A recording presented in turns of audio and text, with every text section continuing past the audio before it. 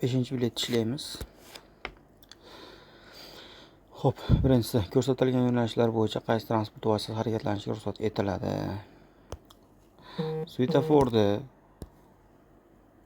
Svetoforda ishorasi faqat to'g'riga ruxsat berganligi uchun chapga burilmoqchi bo'lgan mototsiklni harakatda to'xtatib qo'yamiz. Qolgan transport vositalari harakatlanishiga ruxsat beriladi. Tramvay va avtomobil haydovchisi. Keyingisi avtomobillarga qarshi yo'nalishda harakatlanish ruxsat etiladi. Xo'p, yuk avtomobili 3,5 tonnadan ortiq bo'lgan yuk avtomobillar chap chetki bo'lakka faqat chapga burilish yoki qayrilib olish uchun chiqish mumkin xolos. To'g'riga o'tib ketishi mumkin emas. Belgi ruxsat beradigan bo'lsa ham, lekin qoida o'zi ruxsat bermaydi. Shuning uchun yuk avtomobili chapga belgi bo'yicha yengil avtomobil faqat to'g'ri yura oladi.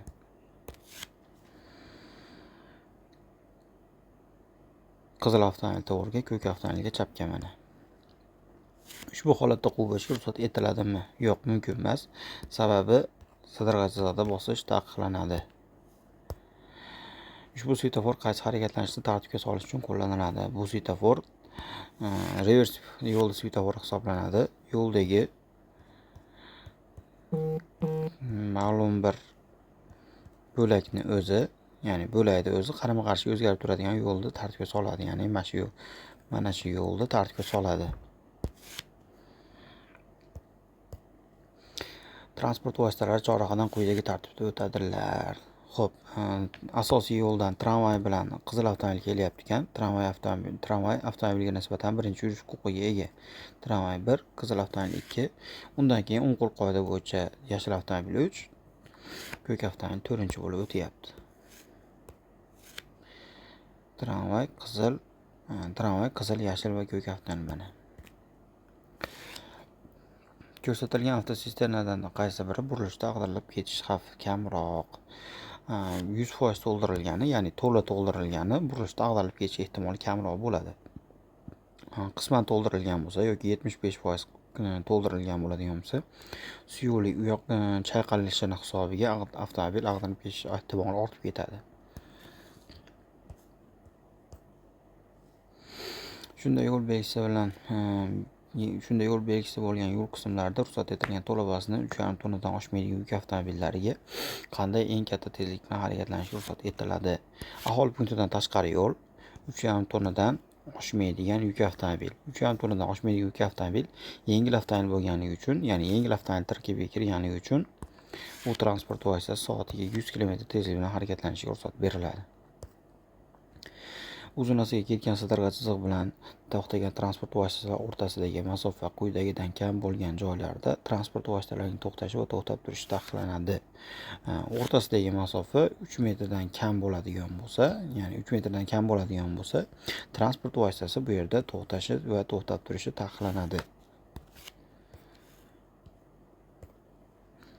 Harakat tezligi 2 marta ortganda tormozlash yo'li 4 marta ortadi. Ya'ni harakat tezligiga kvadrat shaklda ortadi. Ya'ni transport vositasi aytaylik 50 tezlikda, masalan 50 tezlikda 10 metrga to'xtaydigan bo'lsa, 2 marta ortadigan bo'lsa 100 km/s tezlikda bu 4 martaga ortadi. Ya'ni 40 metrga ortib ketyapti. Shu holat. Bir tirkamali avtopoyezdning eng katta uzunligi 20 metrga yo'l qo'yiladi. Ya'ni transport vositasi oldidan orqasigacha bo'lgan masofa eng maksimal 20 metr ruxsat beriladi.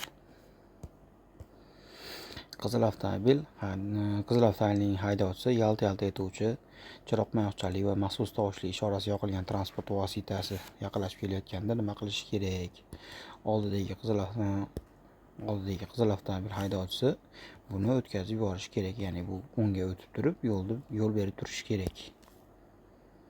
Mana. Mazkur belgi bilan belgilangan hududda qanday cheklovlar o'rnatilgan? Bu belgi bilan belgilangan hududda, xo'p, transport vositasi harakat tezligini 5 km dan oshirmaslik. Yo'q, bu yerda soatiga 20 tezlik belgilangan. Demak, bu javob noto'g'ri ekan. Bitta javob noto'g'ri bo'lgandan keyin shu javob ham chiqib ketadi, noto'g'ri. Xo'p, transport vositasini boshqarishni o'rgatish. Mana shu javob to'g'ri kelyapti. Yengil avtomobil to'xtab turishini taqiqlaydi. Bu ham taqiqlanmaydi. Demak, F2 javob to'g'ri ekan. Qaysi belgi teng ahamiyatli yo'llar kesishish chorrahasiga yaqinlashib kelayotganlik haqida ogohlantiradi? Teng ahamiyatli yo'llar kesishmasi degani mana shu 5-chidagi belgi, ya'ni chorrahada hech qanday belgi yo'q. To'ralar tarafdan kelayotgan transport vositasi ham va oldin uchish huquqi bor. O'tish navbati o'ng qo'l qoida bo'yicha 1-chi, 2-chi, 3-chi bo'lib o'tishadi.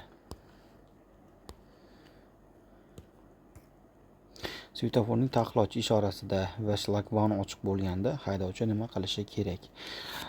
Svetofor taqiqlovchi ishorasi yoniq turgani bilan, ya'ni yoniq turganligi uchun shlagbaum holatiga qaramaysiz. Shuning uchun siz to'xtash chizig'i oldida yoki to'xtamasdan harakatlanish taqiqlangan, ya'ni stop belgisi oldida to'xtaysiz. Chorrahadan 2-chi bo'lib o'tadi. Xo'p, chorrahadan asosiy yo'ldan kelayotganligi uchun bu avtomobil 1-chi yuradi. Teng ahamiyatli yo'lda tramvay har doim ustun, demak tramvay 2-chi. Qizil avtomobil oxirgi bo'lib o'tadi. Chorrahadan 2-chi deganligi uchun tramvayni belgilaymiz. Qanday hollarda haydovchisi bo'lmagan transport vositasini shatakka olish mumkin? Qattiq ulagishda yoki qisman ortish usuli bilan bo'ladi. Qattiq ulagishda ham orqasidagi transport vositasi bilan izma-iz yurishni ta'minlaydigan bo'lsa, ulagishda tuzilishi, shunda ruxsat beriladi. Ya'ni masalan shu holat bo'lib turib, shu yo'nalishda birinchi avtomobilda izidan yurishni ta'minlaydigan bo'lsa, ulagishda moslamas, ulagishda tuzilishi, shunda ruxsat beriladi. Agar bu yo'nalishda bo'lib turib, bu yo'nalishda bo'ladigan bo'lsa, rulda haydovchi bo'lishi kerak, albatta. Bu yerda quvib o'tishga ruxsat etiladimi? Yo'q, mumkin emas. Sababi xavfli burilishda quvib o'tish taqiqlanadi. Qaysi ishoralar ogohlantiruvchi ishoralar hisoblanadi? Xo'p, burilishni ko'rsatadigan miltillovchi chiroqlar, ya'ni поворотнийлар, o'zbekchasiga aytganda, o'zimizning xalq tili bilan aytganda поворотнийлар, tovushli ishoralar, bular ham ogohlantiruvchi ishoralar hisoblanadi. Fara chiroqlarni yoqib o'chirilishi, ya'ni margat qilinishi. Haydovchilar tili bilan aytganda margat qilinishi, bu ham ogohlantiruvchi ishora hisoblanadi. Uchala javob ham to'g'ri ekan, demak sanab o'tilgan barcha ishoralar. Boshqarishni o'rgatishdagi transport vositasi qanday jihozlangan bo'lishi kerak? Boshqarishni o'rgatishdagi transport vositasida taniqli belgi bo'lishi kerak, ya'ni O belgisi bo'lishi kerak. Ikkinchisi, ilashma ishchi tormozining qo'shimcha tepkilari bo'lishi kerak va ya'ni splina tormoz bo'lishi kerak, alohida yana qo'shimcha. Undan keyin o'rgatuvchi uchun orqani ko'rsatuvchi alohida ko'zgu, bunda ham bo'lishi kerak. Demak, uchala javob ham to'g'ri kelyapti. Sanab o'tilgan holatlarning qaysilari transport vositasidan foydalanish taqiqlanadi? Pnevmatik tormoz yuritmasida manometr ishlamayotgan bo'lsa, ya'ni pnevmatik tormoz yuritmasida kompressordagi havo bosimini ko'rsatuvchi datchik ishlamayotgan bo'lsa foydalanish mumkin emas. Ya'ni bu javob to'g'ri. Mototsiklning boshqaruv differensi ishlamayotgan bo'lsa, bu javob ham to'g'ri. M1 toifadagi transport vositasining rul boshqarmasining lyuftingisi 10 gradusdan kam bo'lmasligi kerak. Ya'ni 10 gradusdan ortib ketmasligi kerak. Demak, bu javob ham to'g'ri. Sanab o'tilgan barcha holatlarda taqiqlanadi.